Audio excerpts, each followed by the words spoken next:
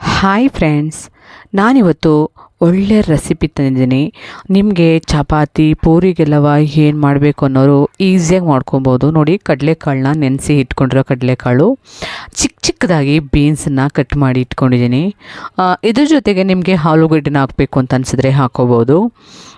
ಅದಕ್ಕೆ ರುಚಿ ತಕ್ಕಷ್ಟು ಉಪ್ಪನ್ನು ಹಾಕಿಬಿಟ್ಟು ಒಂದು 3 ವಿಷಲ್ನ ಚೆನ್ನಾಗಿ ಒಡಿಸ್ಕೊಳ್ಳೋಣ. ಅದು ಬೀನ್ಸು ಮತ್ತು ಕಡಲೆಕಾಳು ಎರಡನ್ನೂ ಚೆನ್ನಾಗಿ ಬೇಯೋವರೆಗೂ ಅದನ್ನ ಬೇಯಿಸ್ಕೊಳ್ಳೋಣ.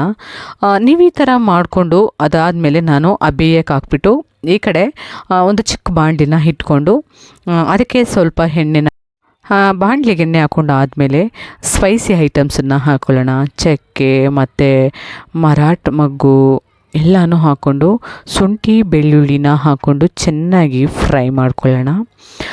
ಅದು ಫ್ರೈ ಮಾಡಿ ಸ್ವಲ್ಪ ಚೆನ್ನಾಗಿ ಬೆಂದಿದೆ, ಎಣ್ಣೆಲಿ ಅದು ಬೇಯ್ತಾ ಇದೆ ಅಂದಾಗ ಅದಕ್ಕೆ ನಾನಿವಾಗ ಸ್ವಲ್ಪ ಅಂದರೆ ಒಂದು ನಿಮಗೆ ನೀವೆಷ್ಟು ಮಾಡ್ತಾಯಿದ್ದೀರಾ ನಿಮ್ಮ ಮನೆಗೆ ಚಾನ್ಸ್ ನೀವು ಜಾಸ್ತಿ ಮಾಡ್ತಾಯಿದ್ದೀನಿ ಅಂದರೆ ಅದ್ರ ಕ್ವಾಂಟಿಟಿ ಮೇಲೆ ನೀವು ಹಾಕ್ಕೊಳ್ಳಿ. ನಾನು ಒಂದು 3 ಟೊಮೊಟೊನ ಕಟ್ ಮಾಡಿ ಹಾಕ್ಕೊಂಡಿದ್ದೀನಿ. ಆ ಟೊಮೊಟೊನ ಚೆನ್ನಾಗಿ ಬೇಯೋವರೆಗೂ ಫ್ರೈ ಮಾಡ್ಕೊಬೇಕು. ಸ್ವಲ್ಪ ಪುದೀನ ಸೊಪ್ಪನ್ನು ಹಾಕ್ಕೋಬೇಕಾಗುತ್ತೆ. ಹಾಕ್ಕೊಂಡೆಲ್ಲನೂ ನೀಟಾಗಿ ಬೇಯಿಸ್ಕೋಬೇಕು. ಟೊಮೊಟೊ ಚೆನ್ನಾಗಿ ಬೆಂದಷ್ಟು ಟೇಸ್ಟ್ ಕೊಡುತ್ತೆ. ಅದಾದಮೇಲೆ ಚೆನ್ನಾಗಿ ಅದನ್ನ ಆರಿಸಿ, ಅಂದರೆ ನಾವು ಫ್ರೈ ಮತ್ತು ಮಲ್ಲಿಗೆ ನಾನಿವಾಗ ಸ್ವಲ್ಪ ಬಾದಾಮು ಮತ್ತು ಗೋಡಂಬಿ ಎರಡನ್ನೂ ಹಾಕ್ಕೊಂಡು ಅದಾದಮೇಲೆ ಸ್ವಲ್ಪ ಧನಿಯಾ ಪೌಡರು, ಅಲ್ಲಿಗೆ ಸ್ವಲ್ಪ ಗರಂ ಮಸಾಲ, ಇನ್ನೊಂದು ನೀವು ಹಸಿರು ಮೆಣಸಿನ್ಕಾಯಿ ಹಾಕ್ತಾಯಿದ್ದೀನಿ. ನಿಮಗೆ ಖಾರ ಎಷ್ಟು ಬೇಕು ಅನಿಸುತ್ತೋ ಅಷ್ಟನ್ನು ಹಾಕ್ಕೊಳ್ಳಿ. ನನಗೆ ಎಷ್ಟು ಖಾರ ಬೇಕು ಅನಿಸುತ್ತೋ ಅಷ್ಟನ್ನು ಹಾಕ್ಕೊಂಡಿದ್ದೀನಿ. ಕೆಂಪು ಖಾರ ಅಂದರೆ ಮೆಣಸಿನ್ಕಾಯಿ ಪುಡಿನ ಹಾಕ್ಕೊಂಡಿಲ್ಲ ನಾನು. ಅದೆಲ್ಲ ಆದಮೇಲೆ ಬಾಣಲಿಗೆ ಸ್ವಲ್ಪ ಎಣ್ಣೆ ಬಿಟ್ಬಿಟ್ಟು ಚೆನ್ನಾಗಿ ಈರುಳ್ಳಿನ ಬೇಯಿಸ್ಕೊಂಡು ಬೆಂದ ಆದಮೇಲೆ ಸ್ವಲ್ಪ ಕಸೂರಿ ಮೇಥಿನ ಹಾಕ್ಕೊತಾ ಇದ್ದೀನಿ. ಮತ್ತು 2 ಪಲಾವ್ ಎಲೆನ ಹಾಕ್ಕೊಳ್ಳೋಣ. ಫ್ಲೇವರ್ ಚೆನ್ನಾಗಿ ಕೊಡುತ್ತೆ. ರುಬ್ಬಿನ ಮಸಾಲನ ಇವಾಗ ನಾವು ಇದರೊಳಗಡೆ ಹಾಕ್ಕೊಳ್ಳೋಣ. ನಾವು ಫ್ರೈ ಮಾಡಿದ್ದೀವಿ, ಎಲ್ಲ ಟೊಮೊಟೊ ಎಲ್ಲ ಬೆಂದಿದೆ. ಅದಾದಮೇಲೆ ಇವಾಗ ನಾವು ಅದಕ್ಕೆ ಸ್ವಲ್ಪ ಚೆನ್ನಾಗಿ ಅದನ್ನ ಫ್ರೈ ಮಾಡ್ಕೋಬೇಕಾಗುತ್ತೆ. ಚೆನ್ನಾಗಿ ಮಸಾಲನ ಬೇಯಿಸ್ಕೊಂಡ್ರೆ ತುಂಬಾ ಚೆನ್ನಾಗಿರುತ್ತೆ.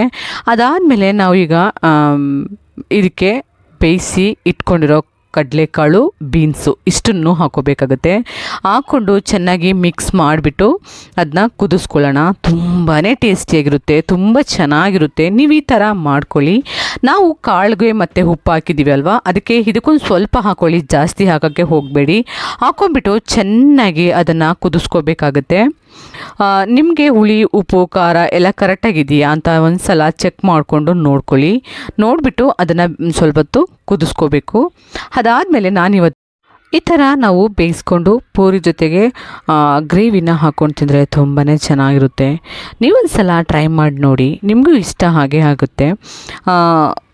ನಾನು ಮಾಡಿರೋದು ನಿಮಗೆ ಇಷ್ಟ ಹಾಗೆ ಆಗುತ್ತೆ ಅಂದ್ಕೊತೀನಿ. ಇಷ್ಟ ಆದರೆ ಲೈಕ್ ಮಾಡಿ, ಕಮೆಂಟ್ ಮಾಡಿ, ಸಬ್ಸ್ಕ್ರೈಬ್ ಮಾಡ್ಕೊಳ್ಳಿ, ಬೆಲ್ ಬಟನ್ನ ಫ್ರೆಶ್ ಮಾಡಿ ನಿಮ್ಮ ಫ್ರೆಂಡ್ಸ್ಗಳಿಗೆಲ್ಲ ಶೇರ್ ಮಾಡ್ಕೊಳ್ಳಿ. ಫ್ರೆಂಡ್ಸ್, ಎಷ್ಟು ಸಖತ್ತಾಗಿತ್ತು ಅಂದರೆ ತುಂಬಾ ಟೇಸ್ಟಿಯಾಗಿತ್ತು.